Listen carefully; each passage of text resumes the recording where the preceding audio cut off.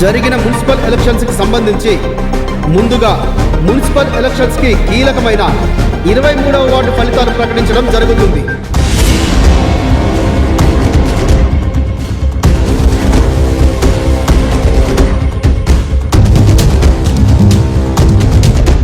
Municipal ఎలక్షన్స్కి సంబంధించి మన 23వ వార్డే కీలకం రా. ఇక్కడ గెలిచిన పార్టీ ప్రతిసారి అధికారాన్ని చేపడుతుంది. కానీ అమ్మ పోటీ చేసింది ఇండిపెండెంట్గా కదా, ఏ పార్టీ తరఫున కాదు కదా. క్యాండిడేట్లందరికీ పార్టీలు దిక్కవుతూ ఉంటాయి విష్ణు, కానీ ఒక్కొక్కసారి ఇండిపెండెంటే పార్టీలకి దిక్కవుతుంది. చూద్దాం ఏం జరుగుతుందో.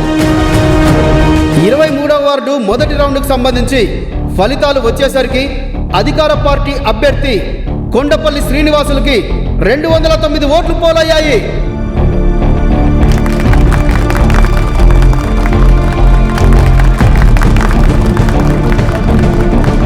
అలాగే ప్రతిపక్ష పార్టీ అభ్యర్థి లలితకు 500 ఓట్లు పోలయ్యాయి.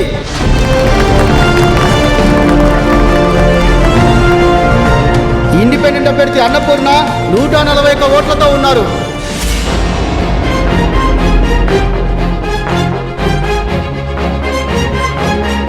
అదేంటండి,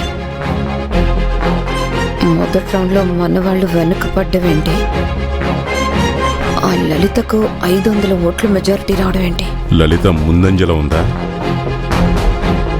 అదేంటి బావా, ఇప్పుడు అనౌన్స్ చేశారు కదా, నువ్వు వెళ్ళేదా? ఆ అన్నపూర్ణ వెనుకంజలో ఉందన్న మాట ఒక్కటే వినబడిందిరా నాకు. ఆ ఆనందంలో ఉండిపోయాను. శ్రీమతి లలిత గారు 150 ఓట్లతో ఆధిక్యంలో ఉన్నారు.